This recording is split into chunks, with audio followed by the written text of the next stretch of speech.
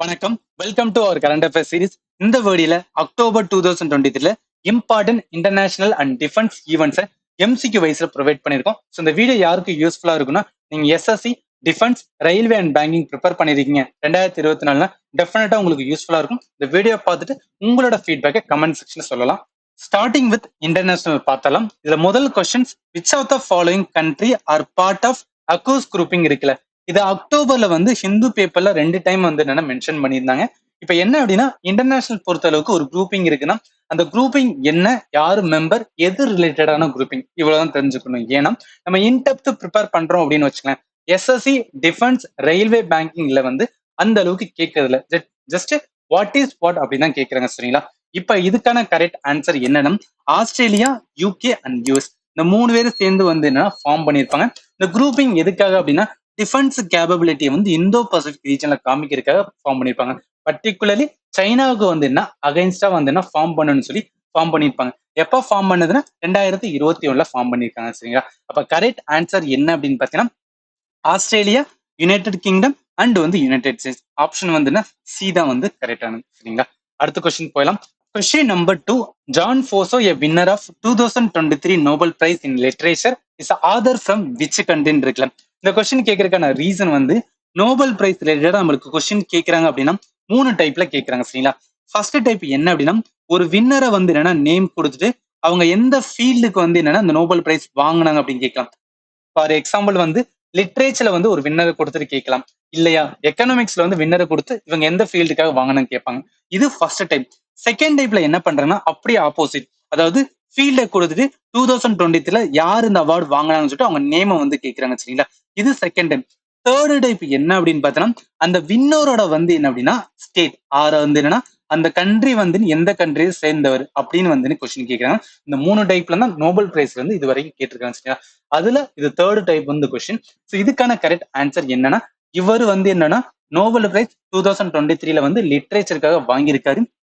நார்வேயனோட author. சரிங்களா? இந்த image ஞாபகத்துல வச்சுங்க, கண்டிப்பா மறக்காம இருக்கும். சரிங்களா? அப்ப கரெக்ட் ஆன்சர் யாரு அப்படின்னு பார்த்தீங்கன்னா நார்வே. ஸோ இவர் யாரு அப்படின்னா ஜான் போசோ 2023 லிட்ரேச்சருக்கான நோபல் பிரைஸ் வாங்கியிருக்காரு. ஓகே, அடுத்த கொஸ்டின் போயிடலாம். Which country has world largest airport. So இந்த கொஸ்டினுக்கான ரீசன் நீங்க எஸ்எஸ்சி எக்ஸாம்லாம் ப்ரிப்பேர் பண்றீங்கன்னு வச்சுக்கலாம், சூப்பர் ரிலேட்டடா ஒரு டேர்ம்ல இருந்துச்சு அப்படின்னா அந்த கொஸ்டினை அதுவும் கரண்ட் அஃபேர்ல அப்பியர் ஆச்சுன்னா அதை கேட்கறாங்க. ஸோ அதுல ஒரு கொஸ்டின் தான் இது. அதாவது லார்ஜஸ்ட் அப்படின்னு இருக்கு பாத்தீங்களா, இதுதான் சூப்பர்லேட்டிவ் டேர்ம். சரியா? இதுக்கான கரெக்ட் ஆன்சர் என்ன அப்படின்னா, யாருமே எக்ஸ்பெக்ட் பண்ணாத ஒரு சவுதி அரேபியாவோட ஏன்னா நார்மலா என்ன பண்ண, ஏர்போர்ட் அப்படின்னு வந்தாவே maybe Singapore, Malaysia, United States, UK இந்த மாதிரி பார்ப்பாங்க. பட் சவுதி அரேபியால லார்ஜஸ்ட் ஏர்போர்ட் ஒன்று இருக்கு. சரிங்களா? அது கிங் பர்த் இன்டர்நேஷனல் ஏர்போர்ட். இது ஜஸ்ட் தெரிஞ்சு வச்சுக்கோங்க. சரிங்களா? அடுத்த கொஸ்டின் போயிடலாம். What code name has Israel given to its ongoing fight against Hamas இருக்குல்ல. இது இஸ்ரேல் பாலஸ்தீனோட கான்ஃபிளிக்ட் இப்பயுமே போயிட்டு தான் இருக்கு. ஸோ அது ரிலேட்டட் நியூஸ்ல இருந்தனால இது கேட்டு. சரிங்களா? ஸோ இதுக்கான கரெக்ட் ஆன்சர் என்ன அப்படின்னா, அந்த ஆப்ரேஷன்ஸ் என்னன்னா இஸ்ரேல் ஸ்டார்ட் பண்ணியிருக்காங்க. அதுக்கான பேர் ஆப்ரேஷன் அயன் ஸ்வாட் அப்படின்னு சொல்றாங்க. சரிங்களா? இந்த image Hamas and Israel. Hamas என்னன்னா பாலஸ்தீன் குரூப். இவங்க எங்க இருந்து அப்படின்னா காசா ட்ரிப்ல என்னன்னா ஃபைட் பண்ணிட்டு இருக்காங்க. இஸ்ரேல் என்ன அப்படின்னு பார்த்தீங்கன்னா இண்டிபெண்டன்ட் ஸ்டேட். ஓகேவா? ஸோ அப்ப தெரிஞ்சுக்கிற வேண்டியது என்ன அப்படின்னு பார்த்தீங்கன்னா, இதுக்கான நேம் ஆப்ரேஷன் அயன் ஸ்வாட் அப்படின்னு நேம் வச்சு அவங்க என்னன்னா இந்த ஃபைட் அகைன்ஸ்ட் ஹமாஸை ஸ்டார்ட் பண்ணியிருக்காங்க. ஓகே, அடுத்த கொஸ்டின் போயிடலாம். So question number 5. Outside India, in which country will the largest statue of P.R. Ambedkar unveiled இருக்குல்ல. ஸோ இந்த கொஸ்டினுக்கான கேட்கற ரீசன் லார்ஜஸ்ட் இருக்கு. ஸோ சூப்பர்லேட்டிவ் டேர்ம்ல எஸ்எஸ்சி நிறைய வாட்டி கொஸ்டின்ஸ் கேட்டிருக்காங்க. சரிங்களா? ஸோ அந்த ஆஸ்பெக்ட்ல பார்க்கும்போது இதுக்கான கரெக்ட் ஆன்சர் மேரிலாந்து. ஸோ இந்த இமேஜ் நான் இருக்கேன். இந்த ஸ்டாச்சு என்ன அப்படின்னா, இந்தியா தவிர அதர் ஸ்டேட்ல என்னன்னா ஒரு லார்ஜஸ்ட் ஸ்டாச்சு எங்க இருக்கு அப்படின்னா யூஎஸ்ல இருக்கு. ஸோ இது ஜஸ்ட் தெரிஞ்சுக்கணும். இதே மாதிரி சர்தார் வல்லபாய் பட்டேலுக்கு ரீசெண்டா ஒரு ஸ்டாச்சு என்னன்னா நிறுவனாங்க. அந்த ஸ்டேட் வியட்நாம். ஜஸ்ட் தெரிஞ்சுக்க, ஏன்னா நியூஸ் அப்பியர் ஆகுது. சரிங்களா? ஸோ இப்ப கரெக்ட் ஆன்சர் பார்க்கலாம். இதுக்கான கரெக்ட் ஆன்சர் யூஎஸ்ஏ. அடுத்த கொஸ்டின் போயிடலாம். Question number 6. Muhammad Reza Chaudhary emerged as the costliest player in history of Pro Kabaddi League auction after he was fought for 2.35 crore by Puneri Baltan. He is from which country? இப்ப sports ரிலேட்டடா என்னன்னா ஒரு international இருந்து கேட்டா இந்த hospital கேட்பாங்க. சரிங்களா? இப்ப ப்ரோ கபடி லீக் நிறைய பேர் ஃபாலோ பண்ணிருக்கவங்களுக்கு கண்டிப்பா யாரும் தெரிஞ்சிருக்கும். இவர் ஈரான் நேட்டை சார்ந்தவர். சரிங்களா? இப்ப தெரிஞ்சுக்கிற வேண்டியது காஸ்ட்லியஸ்ட் பிளேயர் என்னன்னா அதர் நாட்டுல இருந்து வந்தவங்க வந்து Iran, Mohammad Reza Chaudhary. So Pro Kabaddi League இதோட வந்து கனெக்ட் பண்ணுங்க சரிங்களா. ஸோ அவ்வளவுதான். அடுத்த கொஸ்டின் போயிடலாம். Question number 7. Which city will host the Olympics 2028? இது ரொம்பவே இம்பார்ட்டன்டான ஒரு கரண்ட் அஃபேர். ஏன் அப்படின்னா ஒலிம்பிக்ஸ் ரிலேட்டடா கரண்ட் அஃபேர் நியூஸ்ல அப்பியரன்ஸ்னா அதை வச்சு கேட்கறதுக்கு சான்சஸ் அதிகமாவே இருக்கு சரிங்களா. ஸோ இதுக்கான கரெக்ட் ஆன்சர் அப்படி பார்க்கும்போது பாரிஸ் வந்து 2024 வந்து ஹோஸ்ட் பண்ணுது சரிங்களா. 2028 ஒலிம்பிக்ஸ் வந்து லாஸ் ஏஞ்சல்ஸ் வந்து ஹோஸ்ட் பண்ணுது. பாரிஸ் அப்படின்னு வந்தாவே பிரான்ஸ் வந்துடும், லாஸ் ஏஞ்சல் வந்தாவே யூஎஸ்ஏ வந்துடும். இப்போ நான் அடிஷனலா கொடுத்துருக்கேன் சம்மர் ஒலிம்பிக்ஸ் கேம். இதுதான் நம்ம வந்து இம்பார்ட்டன் ஆனது. 2021 டோக்கியோல நடந்துச்சு, 2024 வந்து பிரான்ஸ் நடக்குது, 2028 வந்துன்னா லாஸ் ஏஞ்சல் யூஎஸ் நடக்குது, 2032 வந்து பிரிஸ்பேன் ஆஸ்திரேலியா நடக்குது சரிங்களா. ஸோ இது எல்லாத்தையுமே வந்து என்னன்னா நாத்துல வச்சுக்க கேட்கறதுக்கு நிறைய சான்சஸ் இருக்கு. இப்போ விண்டர் ஒலிம்பிக்ஸ் கேம் வந்து 2022 வந்துன்னா சைனால பெய்ஜிங் நடந்தது, 2026 வந்து என்ன மிலன் அதாவது வந்து இட்டாலியில வந்து நடக்குது சரிங்களா. இதுல நம்ம சிட்டி இல்லாட்டாலும் ஸ்டேட் வந்து நான் வச்சுங்க கேட்கறதுக்கு வந்து நிறைய சான்சஸ் இருக்கு. இப்ப சம்மரோட யூத் ஒலிம்பிக்ஸ் வந்து 2026 எங்க நடக்குது அப்படின்னா ஸ்னேகல்ல நடக்கதா சொல்லியிருக்காங்க. இன்டர்நேஷனல் ஒலிம்பிக் கமிட்டியோட பேசிக்ஸ் வந்து கொடுத்துருக்கேன். எப்ப ஸ்டார்ட் பண்ணப்பட்டது அப்படின்னா 1894 ஸ்டார்ட் பண்ணப்பட்டாங்க. ஹெட் குவார்டர் எங்க இருக்குன்னா சுவிட்சர்லாந்து இருக்கு. அபிஷியல் லாங்குவேஜ் வந்து பிரெஞ்சு அண்ட் இங்கிலீஷ் இருக்கு சரிங்களா. ஸோ எல்லாமே நான் ஏன் அடிஷனலா கொடுத்துருக்கேன்னா இன்கேஸ் நீங்க ஒலிம்பிக்ஸ் ரிலேட்டடா படிக்கிறீங்கன்னா இது ஒரு ஆர்கனைஸ்டா கொடுக்கும்போது உங்களுக்கு வந்து ஈஸியா இருக்கும் சரிங்களா. அப்ப கரெக்ட் ஆன்சர் ஏன்னா 2028 எங்க நடக்குதுன்னா லாஸ் ஏஞ்சல்ஸ். இது வந்து சில பேர் தப்பா வந்து என்ன கொடுத்துருவாங்க பாரிஸ் பிரான்ஸ் போட்டுவாங்க. ஆனா பாரிஸ் பிரான்ஸ் வந்து 2024 இந்த வருஷம் நடக்க போகுது சரிங்களா.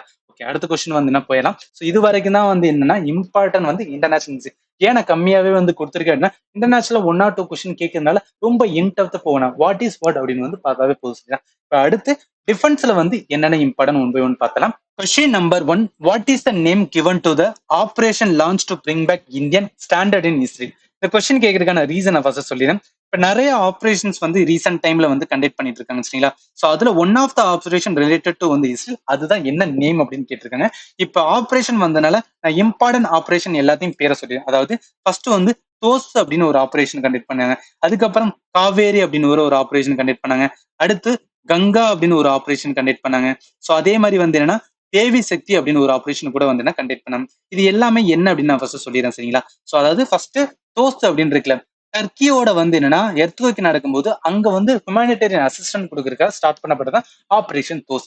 காவேரி ரிலேட்டட் டு வந்து என்ன அப்படின்னு பாத்தீங்கன்னா இங்க சூடான் ரிலேட்டடா யார் யாரெல்லாம் வந்து என்ன சூடானோட ரீஜனல் வார் போயிட்டு இருக்கு. அங்க வந்து என்னன்னா இந்தியன் யாராவது அவங்கள கொண்டு வரதுக்காக ஸ்டார்ட் பண்ணப்பட்டதான் operation Kaveri. Operation Ganga related to வந்து உக்ரைன் சரிங்களா. சோ அதே மாதிரி தேவி சக்தி ரிலேட்டட் டு வந்து ஆப்கானிஸ்தான். ஸோ இது எல்லாத்தையும் ஞாபகத்துல வச்சுங்க. இன்கேஸ் கேட்டாங்க அப்படின்னா நீங்க மறந்துடக்கூடாது. ஸோ இப்ப இஸ்ரேல் ரிலேட்டடா என்ன ஆபரேஷன் பண்ணாங்கன்னா ஆபரேஷன் அஜய் அப்படின்னு சரிங்களா. தெரிஞ்சுக்க வேண்டியது ஆபரேஷன் அஜய் ரிலேட்டட் டு வந்து பிரிங் பேக் இந்தியன் வந்து ஸ்டாண்டர்ட் வந்து என்னன்னா இஸ்ரேல் ரீஜன் சரிங்களா. அப்ப கரெக்ட் ஆன்சர் வந்து என்ன அப்படின்னா ஆபரேஷன் வந்து என்ன அஜய். ஓகேவா, அடுத்த கொஸ்டின் போயிடலாம். ஸோ ரெண்டாவது கொஸ்டின் பாருங்க.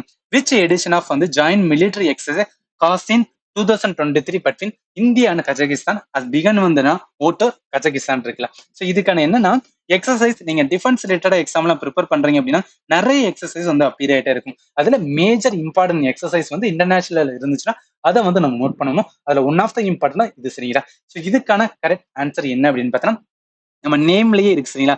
இப்ப அந்த காசன் இருக்குல்ல இது வந்து கஜகிஸ்தான், ஐஎன்டி வந்து இந்தியா சரியா. அப்ப கஜகிஸ்தான் இந்தியாவோட ஜாயின்ட் மிலிட்டரி எக்ஸசைஸ். இது 7th எடிஷன்ஸ் வந்து ரீசெண்டா கண்டக்ட் பண்ணியிருக்காங்க சரிங்களா. இது ஜஸ்ட் நமக்கு வந்து எக்ஸசைஸ் ரிலேட்டட் டு எந்த கண்ட்ரின்னு தெரிஞ்சா மட்டுமே மோதன் வந்து என்எஃப் சரிங்களா. அப்ப 7th எடிஷன் நான் இதுல வந்து உங்களுக்கு எடிஷன் ஃபேவர் இருக்கணும் இது நீங்க மனப்பாடம் பண்ணணுக்காகலாம் சொல்லல. ஆனா எதுக்காக நீங்க தெரிஞ்சுக்கணும்னா எக்ஸசைஸ் கஜாந்த் அப்படின்னு ஒரு எக்ஸசைஸ் இருக்கு. அது ரிலேட்டட் டு எந்த கண்ட்ரி அதை மட்டும் நீங்க தெரிஞ்சுக்கோங்க சரிங்களா. ஓகே, அடுத்த கொஸ்டின் இவ்வளவுதான். ஸோ இந்த 2 கொஸ்டின் தான் வந்து இம்பார்ட்டன்ட் வந்து டிஃபென்ஸ்ல இருந்தது. நான் எல்லாமே வந்து சாப்டர் வைஸ் கொடுக்கறதுனால ஒவ்வொரு சாப்டர்லாம் கொஞ்சம் கொஞ்சமா தான் இருக்கு சரிங்களா. அதனால நீங்க ஒய் பண்ணாதீங்க 2 தானே இருக்கு அவ்வளவுதான் போதுமா அப்படின்னு நினைக்காதீங்க. இது மோர் தென் எனஃப். ஏன்னா டிஃபென்ஸ்லயுமே வந்து நிறைய கொஸ்டின்ஸ் வந்து இன்டர்னலா தான் கேட்கறாங்க.